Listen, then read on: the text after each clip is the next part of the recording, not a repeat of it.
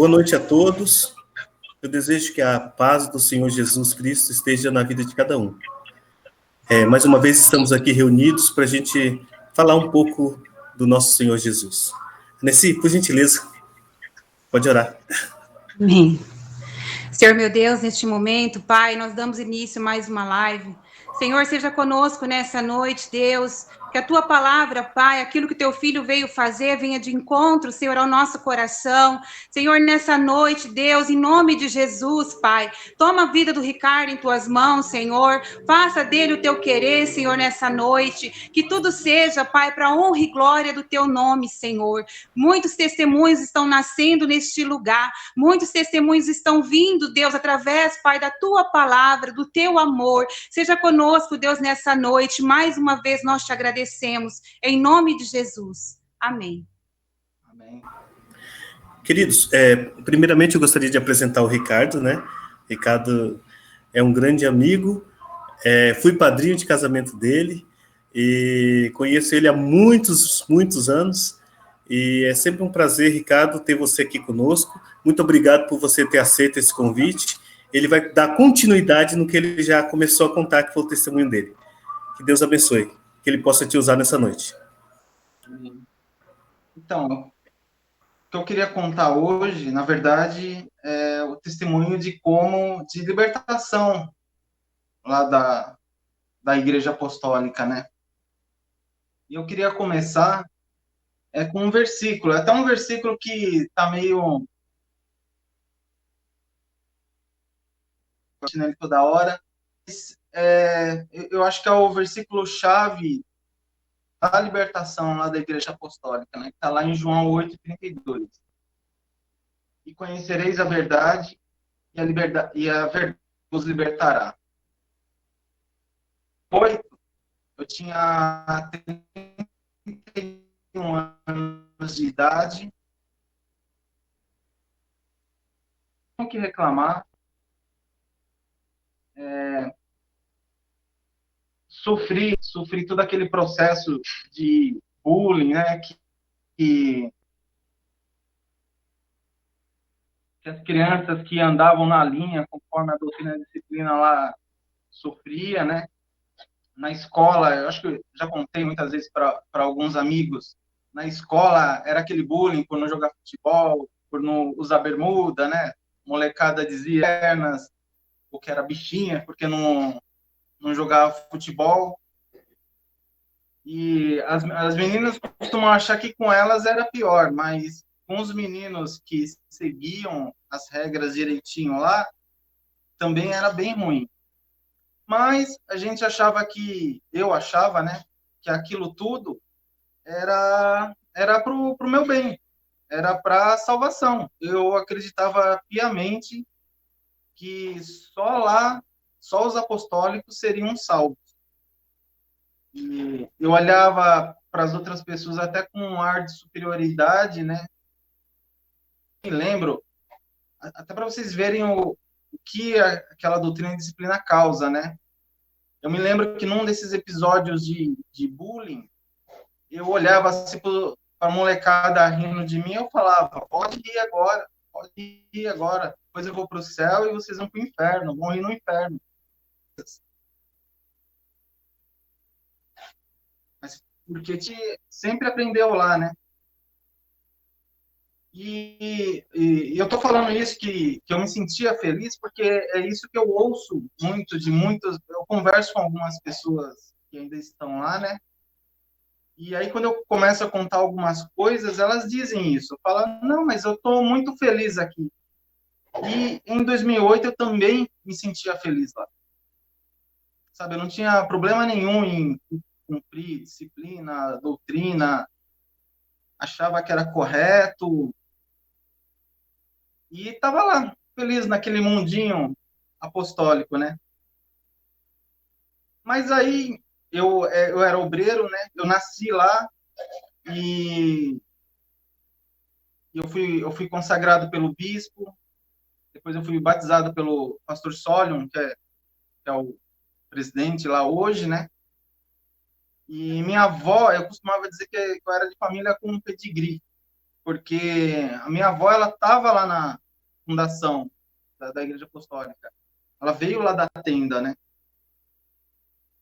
E eu tinha muito orgulho disso. Mas aí eu estava lá no meu mundinho, lá em 2008, tranquilo, e começou um alvoroço lá. Eu tinha muita amizade. No ano 2000, eu pedi nomeação para ser obreiro, porque eu via que os obreiros lá da sede estavam velhinhos, não tinha, sabe, eles se cansavam. Eu via obreiro sendo trocado lá, porque não aguentava ficar muito tempo de pé na porta. Aí eu pedi nomeação, fui aceito, e eu gostava do que eu fazia. Eu fiquei 9 anos como diácono lá. E aí, lá em 2008, começou a ter um movimento de sair muitas pessoas. Inclusive pessoas que eu conhecia, pessoas que eram minhas amigas, eram do meu relacionamento próximo. E eu ficava muito triste com isso, né? Porque a igreja já era pequena, não era conhecida nem na rua onde ela fica.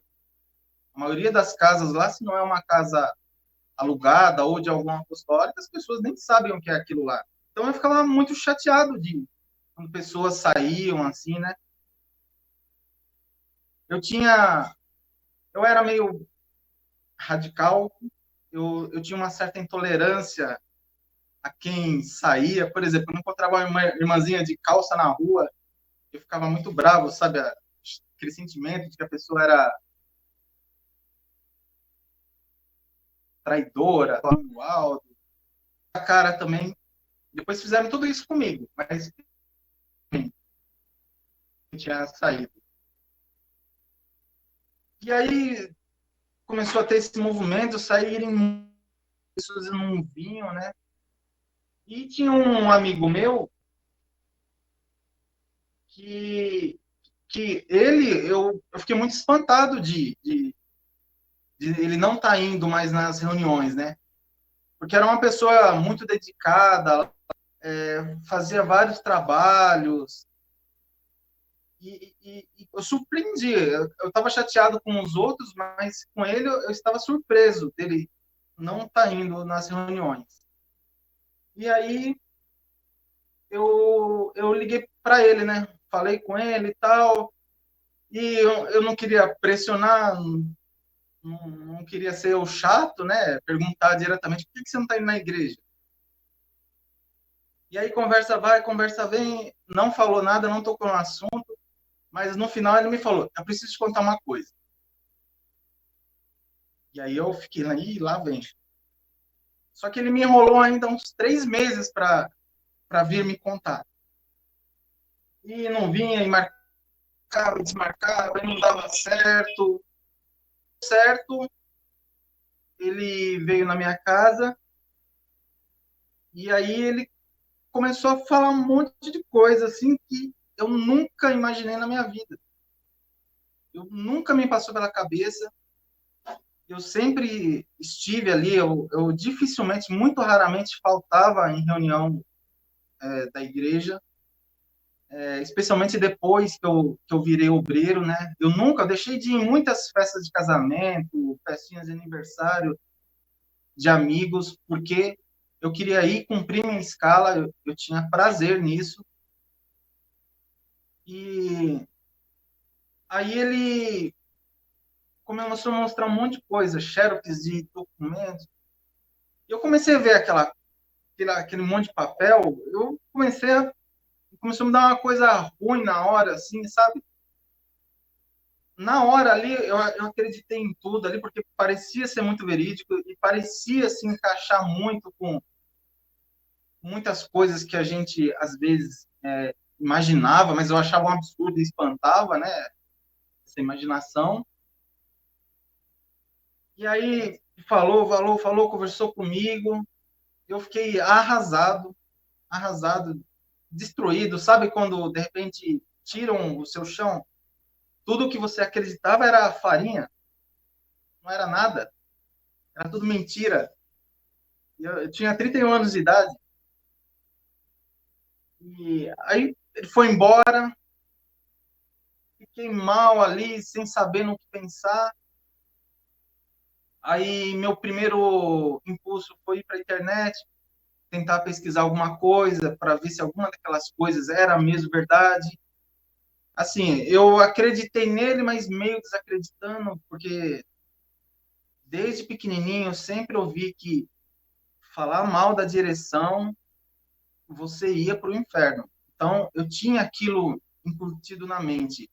Eu costumo dizer que eu acredito nisso, né? Que ali o problema é espiritual, não é de inteligência, estudo, não é nada disso. O problema é espiritual mesmo. A gente fica cego com as coisas mais óbvias da face da terra, você não enxerga. Por exemplo, depois eu fui me perguntar, né? Falei, poxa, o homem é tão santo, como é que a mulher dele, que dorme com ele, não acredita nele?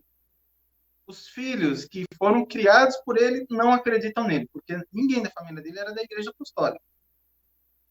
Mas antes a gente inventava desculpinhas, né? E não enxergava essas coisas. E eu sei que eu fiquei chocado e não contei para minha esposa, porque era assim, eu estava ouvindo muitos casos de o homem descobria as coisas e conta para a esposa separava, ou então o contrário. Então estava tendo muito problema assim, eu falei, não, então, peraí, até eu ter certeza, não vou falar nada.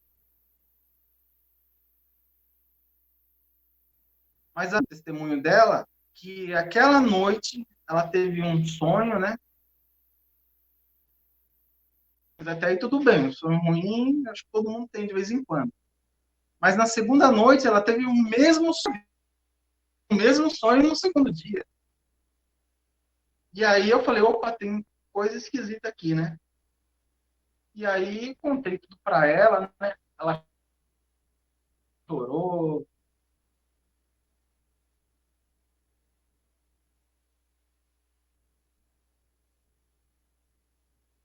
E nessa noite ela já contou, né? Ela achou uma bibliazinha,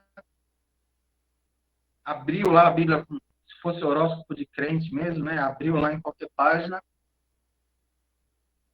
e saiu o Salmo 25. E aquele salmo assim meio que falou com a gente naquela hora, falando lá da angústia, da perseguição dos inimigos. E aquele salmo falava exatamente o que a gente estava sentindo naquela hora, que era angústia, porque se era verdade aquelas coisas que meu amigo trouxe, meu Deus do céu, que era da igreja apostólica, não tinha amigos, a gente não costumava ir em lugar nenhum. O nosso final de semana, a nossa diversão era a igreja apostólica. A gente não tinha vida fora dali. Tanto eu como ela, a gente nasceu lá, né? Nossas famílias eram de lá. A família dela até mais radical que a minha, minha avó era, mas minha avó já estava velhinha, estava doente, né? Mas a família dela, muito, a avó dela, diaconisa, ativíssima lá, não saía de lá, lavava templo, lavava cortina, cozinhava para o pessoal do interior, fazia de tudo lá. E como é que ia ser, né? A gente ia, poxa, ia falar um negócio daquele, a gente ia ser expulso da família, ia perder todos os amigos, a gente sabia como é que funcionava aquilo lá. E no meio daquela angústia toda, a gente sentiu Deus falando com a gente através do Salmo 25. Só que mesmo assim foram 31 anos de doutrinação. Eu falei já anteriormente, eu acreditava desacreditando, porque eu ficava com aquele medo, mas e se isso aqui não for assim, se for mentira? Tô ferrado, né? E aí, por alguns meses, a gente continuou indo normalmente, decidimos continuar indo lá, fazendo de conta que nada tinha acontecido. E por algum tempo, eu creio que alguns meses, eu não lembro ao certo, ficava naquela, né? Eu passei a ficar mais esperto, a observar mais, eu ficava muito ali na porta, né? Aí comecei a observar mais lá, o que acontecia, o que não acontecia, que antes eu nem ligava, viajava na maionese lá. Só que eu passei a orar a Deus somente. Antes eu orava, eu até falei para alguns, né? Minha família, ela sempre foi uma família de oração, minha avó ensinava a orar desde pequenininho lá. A gente orava lá, ajoelhado na frente do rádio, ungia lá água, ungia óleo na frente do rádio. Então a gente sempre foi de orar. Só que a gente sempre orava para todo mundo, né? A santaiada toda lá, né?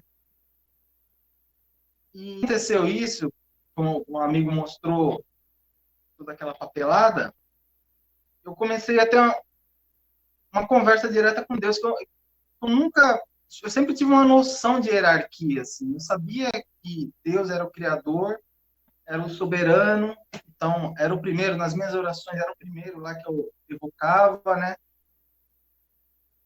E aí eu comecei a falar só com Deus, não sabia orar de outro jeito, comecei a falar só com Deus. Eu falava, Deus, se é verdade isso daqui, dá um sinal, mostra alguma coisa, né? E ele mostrou. Porque algum tempo depois, eu trabalhava numa universidade na área de compras, nessa época. E aí teve um processo licitatório lá, ganhou uma empresa, e algumas empresas, quando iam se apresentar lá para a gente ia fazer o contrato, e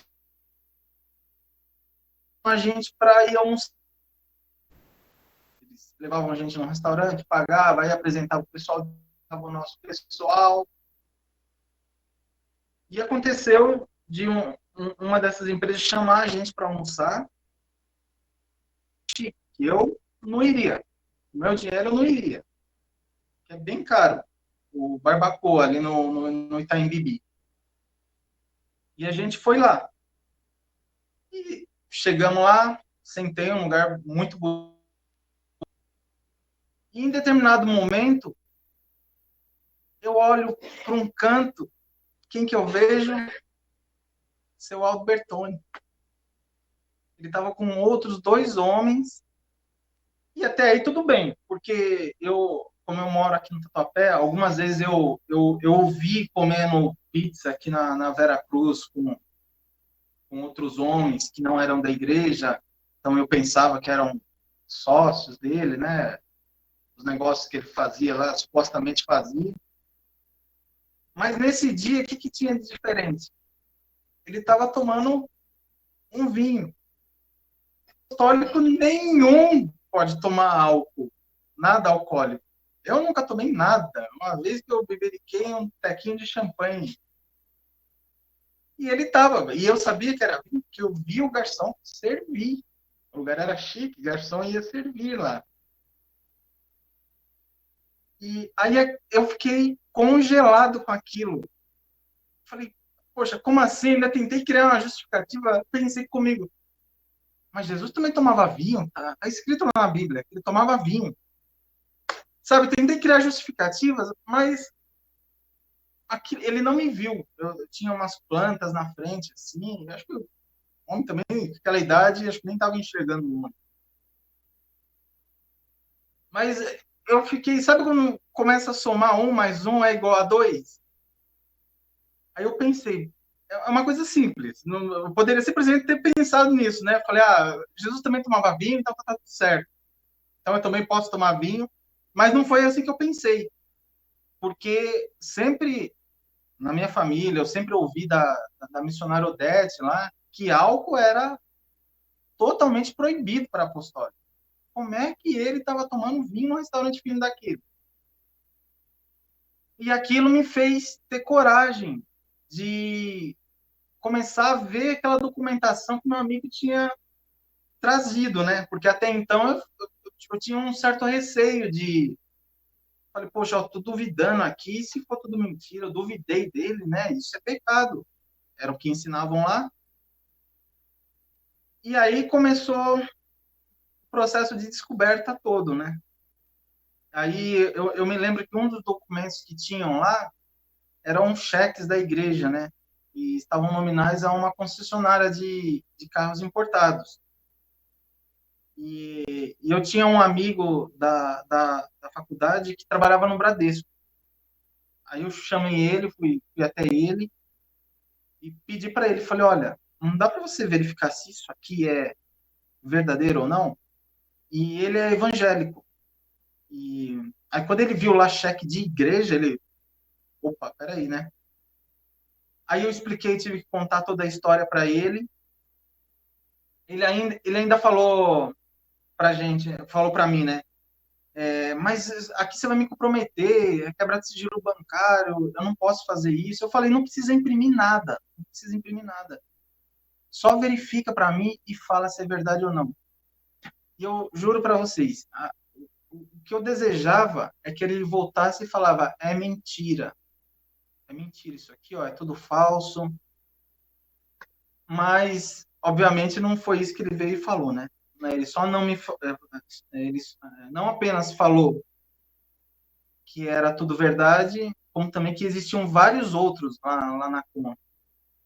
Aí, a partir daí, aí desandou a coisa. Aí desandou. Aí ficava naquela busca frenética por descobrir mais coisas, e a gente não sabia com quem falar.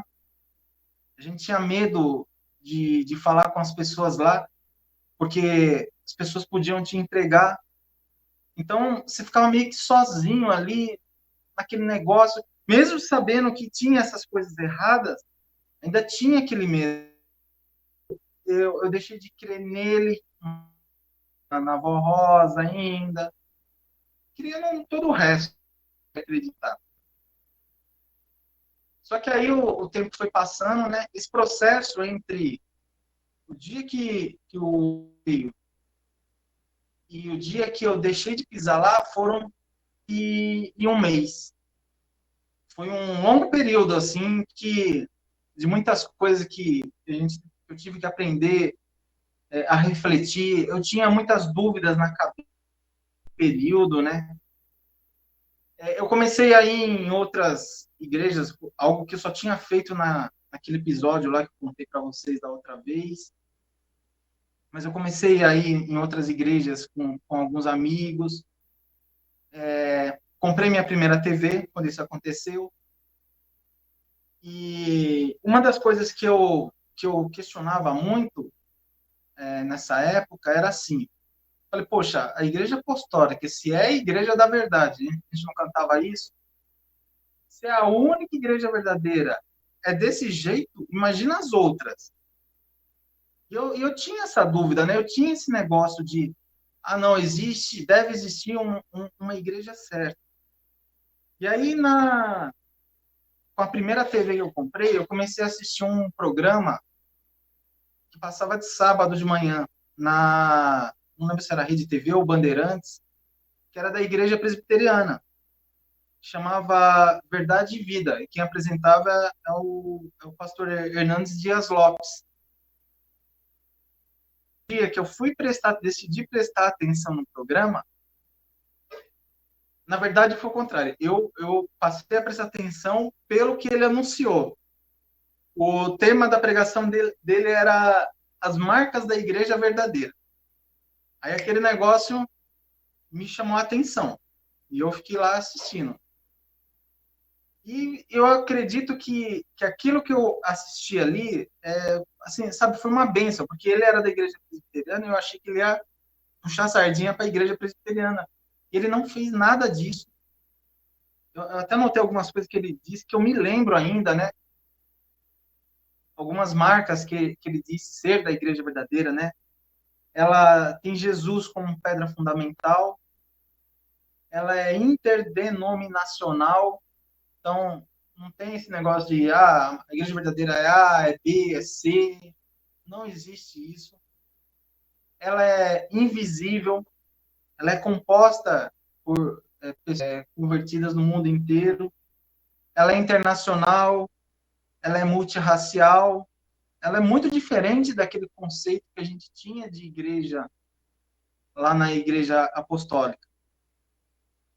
E eu ouço muito isso de pessoas que estão lá ainda hoje, né? Pô, mas se a apostólica não é verdadeira, então não tem nenhuma, porque aqui é tudo tão certinho. E outra coisa que também me pegava muito, me segurava muito nesses 3 anos lá, entre eu saber das primeiras notícias e sair, é que eu pensava assim, eu falei, poxa, mas eu recebi milagres na igreja apostólica. Se ela é errada, se ela não tem nada a ver com Deus, como as pessoas estão falando, por que eu recebi milagres, né? E aí, uma vez conversamos sobre isso eu vou falar o nome, eu não ia falar o nome de ninguém, mas dele eu vou falar, tá? O Zazá, que me recebeu, assim, maravilhosamente bem, naquele turbilhão de coisas acontecendo. E ele era muito comédia, brincava pra caramba, e eu me entendia rapidão com ele. E ele era um profundo conhecedor da palavra, ele já estava nesse caminho há um bom tempo, né? E ele foi um grande conselheiro para mim. E uma vez eu perguntei para ele isso, né? Eu falei, poxa, Zazá, mas lá é tão errado, mas como é. Tem coisas que eu recebi lá. E aí ele me explicou, né? Que ele até citou um versículo da Bíblia, né, que 2 Coríntios 11:14, que fala que Satanás transfigura em anjo de luz para enganar quem for possível. E era o nosso caso lá. E durante eu comecei a perceber que eu via como bênção, havia sido uma maldição. Por exemplo, essa questão do eu cresci ouvindo na minha família de um milagre com meu irmão. Meu irmão, 1 ano e meio mais novo que eu, que recebeu o nome de Aldo, em homenagem a ele. Meu irmão Aldo. Pequenininho, eu sou de 79 e ele nasceu no final de 80. Eu lembro disso ainda, eu era pequenininho, mas eu lembro disso ainda. Ele tinha mais ou menos uns 2 anos de idade, ele começou a desenvolver uma hérnia no saco escrotal. E era muito precário. O bairro que eu morava era muito pobre, não tinha. Naquele tempo nem tinha SUS ainda, né? Era muito difícil você conseguir saúde pública. E então lá em casa era na base da fé. E minha avó, minha mãe passava óleo ungido, passava alguma ungida nele. E eu lembro dele com o saco escrotal bem inchado, né? E aí levava lá, ia falar com o Aldo, ia falar com a irmã Odete lá. Não, a gente está pedindo para a avó, não sei o quê. E não é que curou o negócio, desinchou lá completamente. Aí deram o testemunho lá na sede, anotou lá, depois saiu no rádio o testemunho. E eu ouvindo falar desse testemunho, de cura do meu irmão sem intervenção da medicina, né? E o meu irmão, em 2012, já com quase 30 anos, ele começou a sentir uma dor perto da virilha. E aí ele foi no médico. E aí, quando o médico examinou, o urologista, ele falou assim para ele, falou, olha, você tem um escroto que não se desenvolveu. E ele tá... E se você não tirar isso daí, vai virar um câncer. Aí meu irmão ficou chocado e falou, nossa, mas doutor, mas como isso foi acontecer, né? Tratada na infância. Então, quer dizer, o milagre lá que a gente passou a vida ouvindo, cresceu ouvindo, era falso. E depois, ouvindo outras histórias, inclusive de amigos que ainda estão lá, você percebia que milagres, supostos milagres que a criança tinha recebido lá na infância, na verdade era falso. Eu tenho um amigo que foi curado lá supostamente de um problema renal. Recentemente, ele foi internado pelo problema renal que supostamente ele tinha sido curado. Eu tentei falar isso com ele, mas ele, sabe, não enxerga, diz que não vê dessa forma para ele, que, que o milagre lá, que tanto falava, que a mãe dele tanto falava, era falso. E então, assim, foi um processo de desligamento. E eu comecei a perceber também que os meus pais, eles morreram quando eu tinha... Minha mãe morreu quando eu tinha 12 anos, meu pai quando eu tinha 13 anos. Os dois faleceram de AIDS. O meu pai pegou na rua, né, e trouxe para minha mãe. E na época, isso daí foi muito acompanhado lá. Teve um momento lá que minha mãe estava internada, muito ruim. A dona Odete lá vinha, falava, não, olha, o pior já passou, agora ela vai melhorar. E a gente sempre naquela esperança. E foi tudo piorando, minha mãe, meu pai, a gente viu eles secando na nossa frente, mas a gente naquela fé, né, acreditava, eu sempre falava, né, foi vontade da avó. A gente acreditava. E aí quando eu comecei esse processo de libertação, eu comecei a perceber, olhar para trás e ver que tudo isso era maldição. A minha mãe, em 1986, ela descobriu que meu pai tinha outra mulher na rua, né? A voz lá do interior, vem para cá, que a gente aqui e vocês vão morar com a gente. Eu até lembro porque eu vim com ela, né? Com a minha avó sobre isso, né? Ela queria ir embora. A minha avó falou, não, mas é melhor você consultar o irmão Aldo para ver se é o melhor mesmo. Eu até lembro que a gente veio aqui, eu tinha uns 7 anos de idade, a gente veio na sede aqui 3 dias seguidos, tentando falar, não conseguia, nós lá em uma gentarada lá, viemos na segunda, não conseguia, ele não atendeu, aí viemos na terça, ele não atendeu, aí na quarta ele estava indo embora, o povo que estava ali esperando fazer 3 dias, juntou nele lá, trancou o corredor. Aí ele teve que atender, mas foi ali de pé no corredor mesmo, e as pessoas falando ali, seus problemas pessoais ali, em pé, ali no meio dos outros, né? E minha mãe foi lá, contou o que tinha acontecido, e ela falou que queria ir embora, morar com os pais dela e levar a gente junto. Eu mais meus 3 irmãos. E eu sei que ele falou, lembro dele falar. Ele falou, não, não, fica aí, fica tranquilo, ele vai voltar, não vai embora não. E beleza, então, se ele falou, tá falado, né? Era a voz de Deus na terra. E meu pai, de fato, voltou. Mas ele foi voltar em 89, e aí ele voltou com a AIDS já. Passou para minha mãe, os dois morreram. Aí, nessa época, foi uma época de muita revolta, que eu fiquei pensando, porque a perda da minha mãe foi uma coisa muito ruim, muito impactante. E eu fiquei pensando, falei, pô, mas será que se esse homem não tivesse dado uma falsa profetada lá, será que minha mãe estaria viva ainda? E eu criou uma revolta muito grande em mim. E aí eu comecei a olhar mais para trás, o meu pai, ele foi da Igreja Apostólica também, ele nasceu lá. E só que na juventude, quando ele tinha 14 anos, era aquela época que tinha muita pegação no pé, era um negócio muito acirrado. Ele foi suspenso uma vez, eu lembro dele falando, né? Ele foi suspenso uma vez porque usava calça boca de sino. Outra vez ele tomou bronca lá, gritaram com ele, humilharam ele lá, teve que pedir perdão lá porque estava uma costeleta muito comprida, era moda na época, né?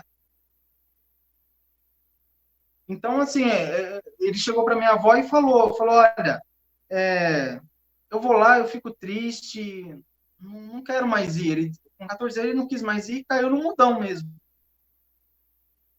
E foi... Deixa eu só ver a hora aqui.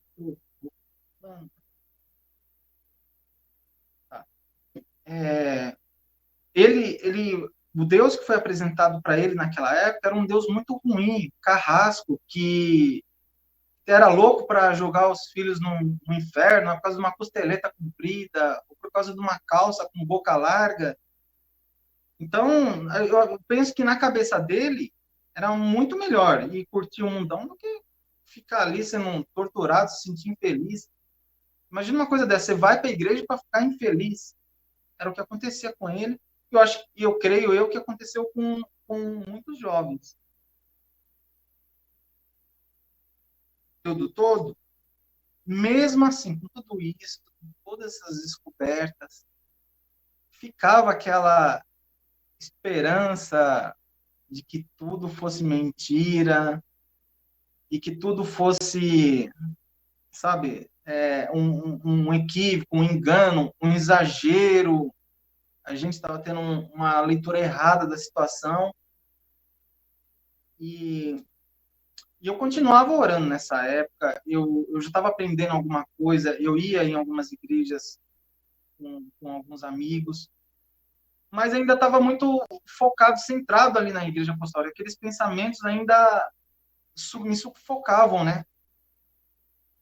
E aí, um dia a gente foi num casamento, aí estava a turminha lá que eu tinha amizade no casamento. Essa pessoa que casou era nosso amigo lá. E aí, no casamento, fora da igreja, era o único lugar onde a gente costumava se encontrar com outras pessoas de lá, né? E aí eu estava conversando com uma pessoa lá, dois meninos lá da nossa, falando que tinha seguido. E ele tinha ido para a casa de diamantes, né? E eu fiquei com aquilo, mas será que o negócio é tão descarado assim? Será possível um negócio desse? E aí, conversando com outro amigo, que era pastor também, eu contei isso para ele que eu ouvi lá no casamento, né? Aí ele falou, fazer o mesmo? Para tirar essa dúvida, vamos fazer o mesmo? E a gente fez. A Luana, na época, ela estudava, né? Ela chegava aqui depois, quase meia-noite, em casa. Eu já não estudava mais, eu chegava cedo. Aí marquei com ele, pessoal, porque normalmente quando não era dia de reunião, eu dava umas 8 e pouquinho, 9 horas, ele ia embora. Ele vinha todos os dias e dava esse horário, ele ia embora. Então a gente ficou aqui na esquina de casa, esperando. E eu nem contei isso para minha esposa na época, senão ela ia ficar muito brava comigo. Mas eu e ele fomos, na hora que passou o carro, saímos atrás, ficamos com medo na hora de ter segurança atrás, mas não tinha, ele estava sozinho nesse dia. E ele foi direto lá perto do Butantã, lá na casa da Ilmara, que era prima de um outro amigo nosso, o Kleberson. E aí, depois disso, eu fui falar com o Kleberson. E o Kleberson confirmou tudo, falou tudo. Eu já sabia que ele era primo dela, né? Então, acho que não tinha um perigo de ser delatado lá. E ele confirmou tudo. Aí, depois disso, acabou. Aí já não tinha mais dúvida nenhuma. E eu fiquei... Aí você entra naquela fase do meio perdido, né? Falei, e agora? Acredito no que exatamente? E foi nessa época que eu aprendi a conhecer, a estudar um pouco mais a Bíblia. Primeiro eu fazia isso através de programas na TV, né? Naquela época você não tinha tantos vídeos, tantas pregações no YouTube. Eu escutava também, que o final de semana eu passei aí um dia lá na Apostólica e um dia eu ia em algum outro lugar com alguém. Então, ia em muitas igrejas, só que, não sei, eu não me identificava em lugar nenhum. Aí até que em 2011, um amigo começou a pegar no nosso pé. Falava, ó, vamos ali na Igreja Batista da Penha, vai lá, você vai gostar, não sei o quê. Que eu reclamava, parece que eu não gostava muito daquele barulho, aquela agitação que algumas igrejas tinham, né? Me incomodava aquilo. E aí ele começou a me encher o saco, falou, vamos lá, vamos lá, vamos lá, vamos lá, insistindo até. Aí um dia, eu, cansado de ser cobrado dele, eu falei para a Luana, eu falei, vamos lá. Aí pelo menos ele para de encher nosso saco. Eu sei que eu fui lá em 2011, aí em 2011, quando saiu o programa na TV, eu deixei de ir, foi o argumento que a gente achou assim para conseguir não pisar mais lá, deixar de ir, sem criar aquela briga geral com a família, né? Porque uma denúncia daquela gravidade era até algo dava para entender, né? Por que você está saindo e tal. E um pouco antes disso, a gente começou a frequentar regularmente lá a Igreja Batista. Aí, quando saímos, deixamos de ir na Apostólica, começamos a ir só lá. E foi lá que eu, não só eu, mas a Luana também, teve a maior parte do aprendizado que a gente teve depois disso, né? A gente começou a frequentar a EBD, eles cuidam muito das pessoas que estão chegando lá no momento, sabe, para saber o beabá da Bíblia mesmo, entender conceitos básicos para qualquer crente, mas para quem está chegando não é básico, é difícil de entender. Eu lembro do meu primeiro professor, coitado, o Paulo Herrera, lá, metralhava ele de perguntas, queria saber tudo, vinha com questionário, fazia que nem o Nilson conta aí, né? Metralhava o pastor lá, mas no meu caso, era o professor da IBD lá, o Paulo Herrera. Bastante, durante esse processo de aprendizado da palavra, ver que o tempo todo a Bíblia falava sobre a Igreja Apostólica lá, quando falava dos quando eu estava lá, ainda era obreiro, não sabia de nada, eu costumava conversar muito com o Stance. Às vezes ele ficava ali na linha que tem ali na frente, na porta de serviço, e eu ficava escalado ali na porta de serviço. Fazer ali e tal, só abria a porta para quem passava, ficava conversando com ele. Aí eu lembro uma vez que ele, tentando me incentivar a fazer o teste para ser pregador, eu perguntei, né, mas pastor, por que a gente não pode usar a Bíblia? Aí ele me falou assim, ele falou, olha, até pode, só que a Bíblia é um livro escrito para os povos do passado, para o povo antigo, ela não é para agora, ela está defasada, está desatualizada. Mas até pode, se você for ver o boletim, ele tem coisas da Bíblia, ele me falou, eu nem sabia que era ele mesmo quem escrevia o boletim, né? E aí eu me lembro que ele falou, só tem uma coisa que o irmão Aldo não quer que prega para não confundir a cabeça do povo. É sobre os falsos profetas. Porque ele é profeta, isso pode confundir as pessoas. Olha só. Pegadinha, né? E quando eu comecei a estudar a Bíblia, e comecei a achar os versículos que falavam sobre os falsos profetas, eu me surpreendi porque eles falam exatamente, isso aqui foi escrito há 2000 anos atrás, e falava exatamente o que estava acontecendo ali na Igreja Apostólica. Eu até separei 2 versículos aqui que na época me impactou muito, assim, saber que eles estavam ali o tempo todo e foi a gente que, por falta de conhecimento, por falta de interesse em buscar esse conhecimento, não sabia que isso já havia sido previsto, predito, né? O primeiro deles está em 2 Pedro 2:1, que eu vou ler aqui.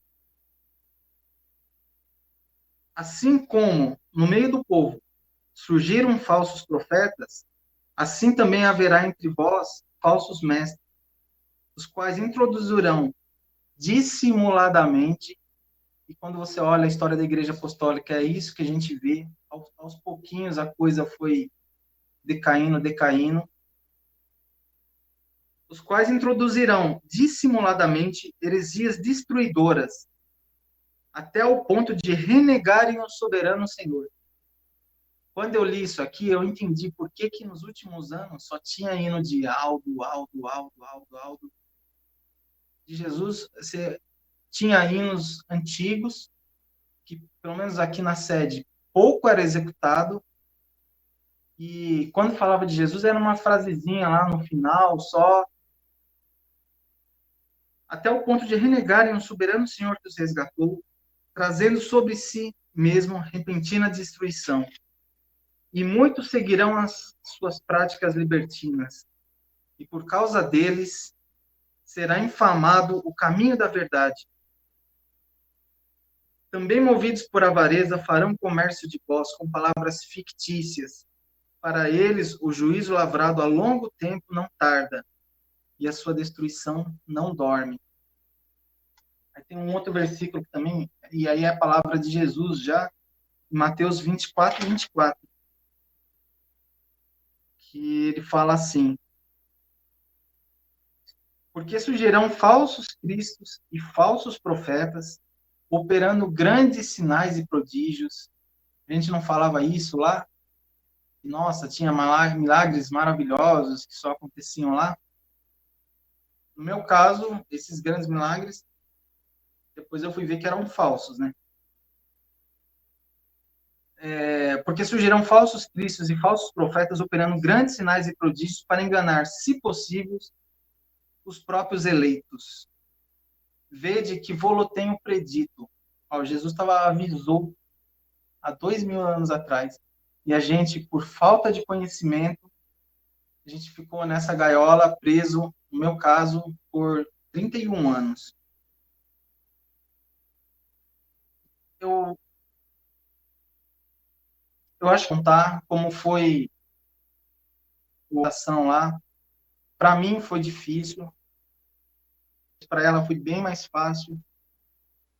Para mim foi, sabe, teve aqueles de muita revolta. Às vezes minha esposa fala que eu ainda não perdoei ele, que eu não esqueci aquilo lá, mas isso não é verdade. Sabe aquela ferida que não dói mais? Eu não tenho mais raiva, não tenho, eu senti muita raiva, muito enganado, assim, né? Tomei muitas decisões erradas baseadas no que era ensinado lá. Mas hoje não, hoje é como se fosse uma cicatriz, a marca está aqui, eu vejo ela. Não esquecer, inclusive não esquecer de quem está lá. Então, às vezes me falam, deixa isso para lá, o pessoal lá da minha igreja mesmo fala isso, né? Deixa para lá, isso aí é passado. Mas eu não consigo, porque eu olho, eu vejo a cicatriz e lembro que ainda tem gente lá, mesmo que ainda vai sofrer toda essa decepção, talvez não como eu, como a gente que saiu quando ele estava vivo, né? Agora estão tratando de criar uma lenda lá, que ninguém pode... se não tem mais como desmascarar a lenda, né? Porque morreu, não está mais aí. Mas eu creio que aos poucos, de uma forma ou de outra, Deus vai acabar alcançando aquelas pessoas. Porque, apesar de alguns estarem lá por status, poder, eu ouço muitos falarem que estão lá por causa da música, lá, a música maravilhosa, eles falam isso porque não ouviram outras em outros lugares. Eu também falava isso. Eu achava maravilhosa a orquestra lá, depois que eu conheci outras, eu pensei, que porcaria. Mas eu creio que Deus, aos poucos, vai trabalhando para libertar as pessoas, pelo menos aquelas que estão lá, como eu estava, como muitos estavam, de maneira sincera, acreditando que estavam servindo a Deus e, na verdade, estavam servindo ao inimigo, né? Gente, eu acho que era isso.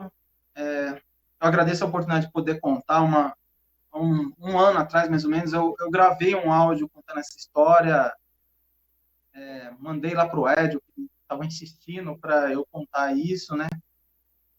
Mas gravado é a primeira vez. Eu agradeço a oportunidade, tá bom? O Wellington, você vai fazer aquele cântico? eu pedi para o Wellington cantar o primeiro louvor que eu escutei no primeiro dia que eu fui lá na Igreja Batista. Que ele falou muito comigo. Muito comigo. Sabe aquele negócio de você chorar? A Luana também chorou, aí a gente ficou... Aí depois a palavra que veio, parece que era pra gente ali, cacetada, sabe? E aí eu pedi para ele cantar esse louvor. Ok, vou colocar no playback aqui no celular. Desliga o microfone, por gentileza, Ricardo. E eu vou tentar cantar aqui, tá bom? Não sei como é que vai sair o som aí. Tá dando para ouvir?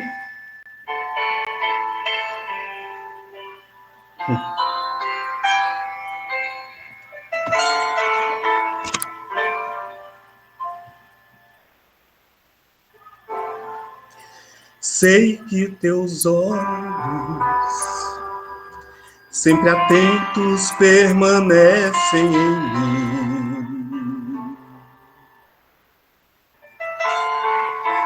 E os teus ouvidos são sensíveis para ouvir meu clamor. Posso até chorar, mas a alegria vem de manhã.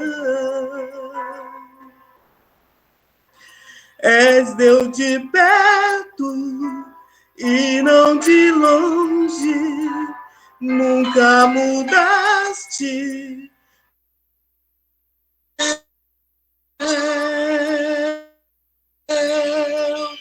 Deus de aliança, Deus de promessas, Deus que não é homem pra ir. Tudo pode passar, tudo pode mudar, mas tua palavra vai se cumprir.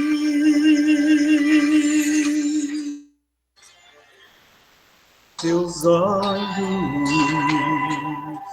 sempre atentos, permanecem em mim. E os teus ouvidos estão sensíveis para ouvir meu clamor. Posso até chorar, mas a alegria vem de manhã.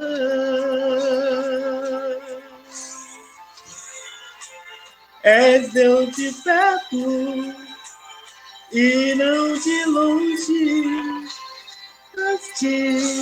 tu és fiel.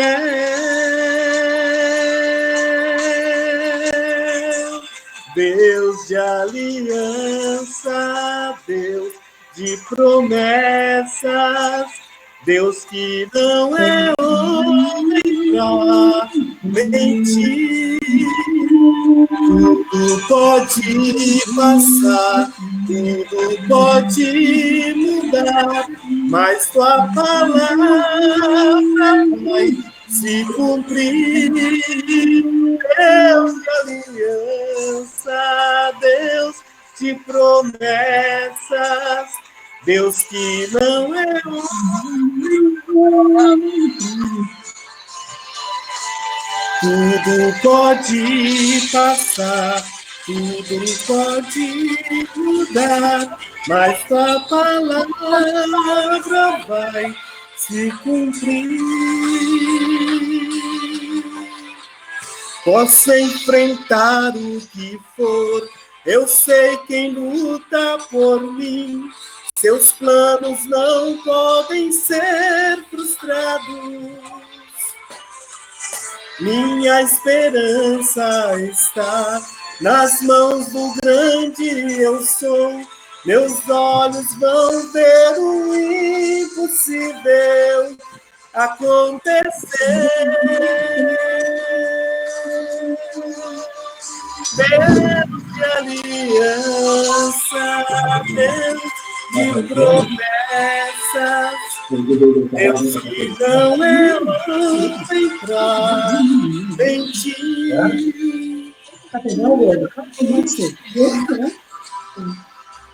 Pode mudar, mas sua promessa vai se cumprir.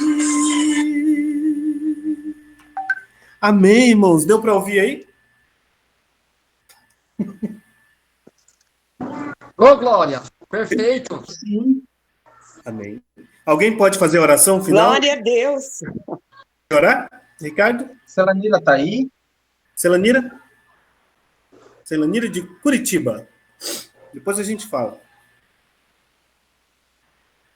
Céu? Oi, Wellington, quer que oramos agora? Por gentileza. Céu, Então vamos orar. eu Pode falar. ia pedir para você, porque assim, sempre que eu tenho dúvidas sobre a palavra, é você quem tem me ajudado a entender muitas coisas. Você se tornou uma grande estudante da palavra aí, né? E eu agradeço muito por toda a ajuda que você dá quando a gente tem essas dúvidas. E você faz falta lá no grupo, viu? Então, eu estou dando um tempo, né? Pode orar, Selanira. Deus sabe de todas as coisas. Vamos orar, então, né? É. Pai amado, Pai querido, aqui estão os teus filhos reunidos para essa live, nesta noite, para o teu nome e falar, Senhor. Nós sabemos, Deus amado, que o verdadeiro Pai, porque o Senhor planejou a nossa salvação. E Jesus Cristo, então, veio nesta terra como homem e executou essa salvação.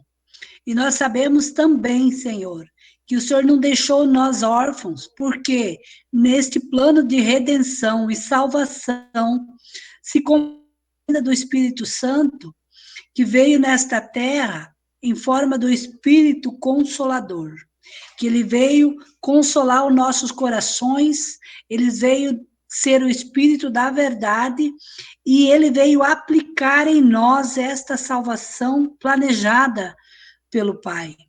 Nós queremos te agradecer, porque hoje nós conhecemos o verdadeiro Espírito Santo em nós, aquele que habita na Shekinah de Deus, que é nosso próprio corpo, né?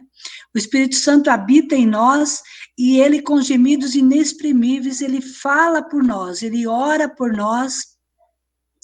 E é por isso que nós queremos agradecer a Deus por ter nos encontrado o verdadeiro caminho e entendido o verdadeiro propósito do nosso Deus neste plano de salvação para cada uma dessas vidas.